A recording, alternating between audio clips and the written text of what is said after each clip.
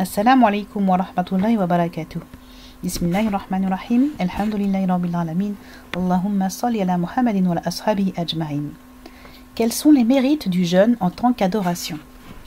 Dans le Coran, nous trouvons dans la sourate Al-Baqarah, verset 183, Ô les croyants, on vous a prescrit le jeûne, as-siyam, comme on l'a prescrit à ceux d'avant vous.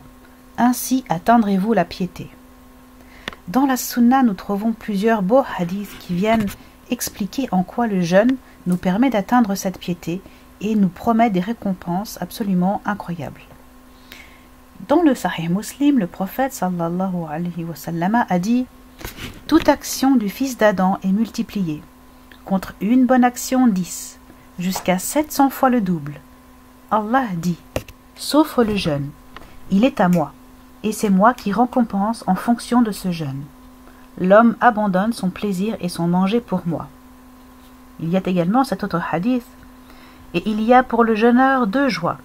Une joie lorsqu'il rompt son jeûne et une joie lorsqu'il rencontre son Seigneur. Rapporté par Al-Bukhari, Muslim et d'autres. D'après Abu Huraira, radiyallahu anhu, le prophète sallallahu alayhi wa sallam a dit « Le jeûne est une protection. Ainsi, quand l'un d'entre vous jeûne, qu'il parle de manière convenable et n'agisse pas comme un ignorant.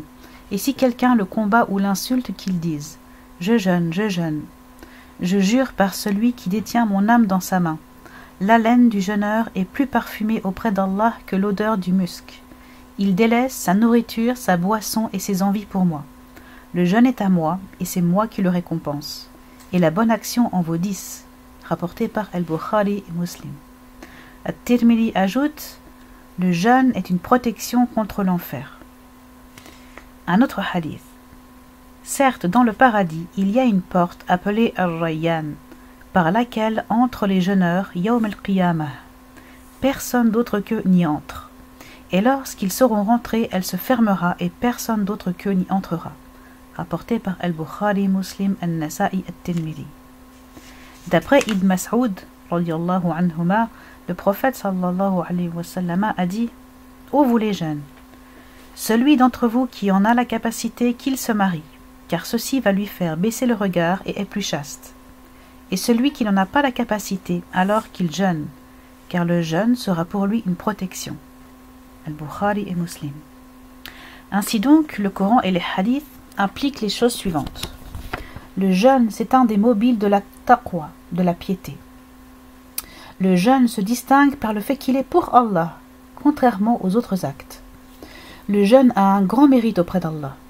Sa récompense est multipliée, ainsi que celle de tout acte fait pendant le mois de Ramadan. Et c'est Allah qui va s'occuper personnellement du jeûne. Il nous renvoie donc directement à sa générosité, laquelle ne se limite pas à 700 fois le double, qui est la récompense déjà plus haute promise pour les bonnes actions. Le changement de l'haleine du jeûneur sous l'effet de la soif et de la faim est meilleur que le musc, car cela provient d'une ibada, d'une adoration, du retour vers Allah. La faim du jeûneur est suivie de deux plaisirs. Lorsqu'il rompt son jeûne, puisqu'il va manger, et il sait qu'il sera récompensé par Allah le jour du jugement. Allah récompense selon sa générosité, qui ne peut pas être délimitée par les comptes. Il a assigné une porte menant au paradis spécifiquement pour les jeûneurs. Un jour, un compagnon a demandé au prophète sallallahu alayhi wa sallam de lui recommander un acte. Et le prophète lui dit « Accomplis le jeûne, car il n'a pas d'équivalent. » Et enfin, le jeûne est une protection contre les passions de cette vie et contre le feu dans l'autre vie.